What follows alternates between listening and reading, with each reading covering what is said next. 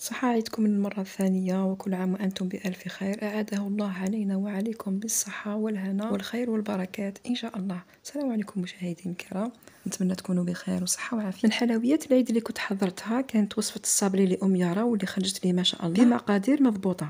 عندنا 200 غرام نتاع لا مارغارين، 4 مغارف كبار نتاع الزيت، كاس نتاع سكر كلاص، رشة الملح. نخلطوا مليح لا مارغارين مع سكر كلاص، نضيفوا صفار بيضة، ونزيدو نضيفوا أيضا حبة كاملة، نزيدو ملعقه نتاع لافاني، ونخلطو مليح المقادير. نخلط مليح لا مارغارين مع الزيت مع هذاك البيض والسكر، نخلطوهم مليح حتى يرجعوا كوم كريم. ومن بعد رايحين نضيفوا لهم 2 كيسان نتاع مايزينا، غير بالعقل، ونخلطوا المقادير بالمغرف ولا بالفوي كيما راكم تشوفوا في لا فيديو. ومن بعد راح نستعمل يدي وراح نفرغ الفرينه، راح نستعمل 2 كيسان ونص نتاع فرينه. نفرغوا الكاس الاول، ومن بعد راح نضيفوا كاس زاوج، ومن بعد نضيفوا نصف كاس، نزيدوا نصف ملعقه صغيره نتاع خميره كيميائيه، ونبقاو نلموا في المقادير حتى نتحصلوا على عجينه. كما تعرفوا عجينه الصابلي ما تندلكش، غير تتلم هكذا كما راكم تشوفوا في الفيديو. نبقاو نزيدوا في الفرينه حتى تلم لنا العجينه. ومن بعد راح نقسموها الى نصفين، نصف نيطاليه ونستعمل ان امبورط بياس ونشكلو، والنصف الاخر نديروا له فيلم اليمونتير ونخلوه على جهه. كما راكم تشوفوا خياتي راني استعملت 2 كيسان ونص نتاع الفرينه. تعرفوا خياتي صابلي هو من الوصفات المطلوبه جدا على مدار السنه، يعني نحضروه تقريبا في كامل المناسبات. هذا الصابلي مقادير تاعو بسيطه وفي المتناول، وهذيك لا مايزينا تخليه يجي خفيف، يجي ليجي، يجي روعه، ما يغي تحمروه في الكوشه ويجي طري، ما يبس ما والو، يجي ما شاء الله. على هذاك انا قلت نجرب هذه الوصفه ونشاركها معكم. وبعد ما لمينا العجينه خياتي رايحين نقسموها الى نصفين، نصف رايحين ايطالوه ونشكلوه، والنصف الاخر نغطوه بان فيلم اليمونتير باش ما تنشفناش لاباط. هذه العجينه تاعنا خياتي، رايحين نفردوا وحده على فيلم اليمونتير بالغول، نحلوها مليح ونجيبوا ان نومبورط بياس، الشكل اللي تبغوه البنات جيبوه واستعملوه. انا هذا لومبورط بياس كاين جهه اللي خرجت لي مليحه وكاين جهه اللي ما تخرجش مليحه، وهذا النوع من لومبورط بياس ولا هذا النوع من المول لازم تضغطوا عليه مليح باش يخرج هذاك لو موتيف.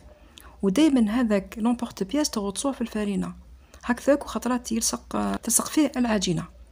فوالا كي تغطسوه مليح في الفرينه وتضغطوا عليه مليح يخرج هذاك لو موتيف. شوفوا شحال شباب هذا الموتيف. الموتيف الثاني ما عجبنيش، ما كملتش به، درت غير هذا الموتيف عجبني. فوالا كما راكم تشوفوا خياتي في الفيديو خرج ما شاء الله، يعني وصفه ناجحه 100%. لأن تقدروا ببوشون تاع ستيلو ولا ديروا هذيك الثقبه في الوسط، سينون بالمغرف الصغيره وتنحوا هذيك القطعه اللي في الوسط. فوالا هذا هو الصابلي نتاعنا. راح نسخنوا الفوغ وندخلوه يطيب، ما تخلوش يحمر لكم بزاف.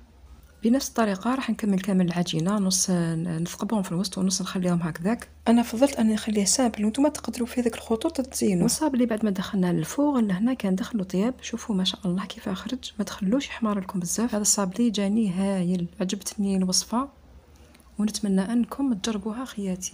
عندكم الخيار، تقدروا تلصقوه بالكونفيتور ولا بالشيكولا ولا بالكراميل.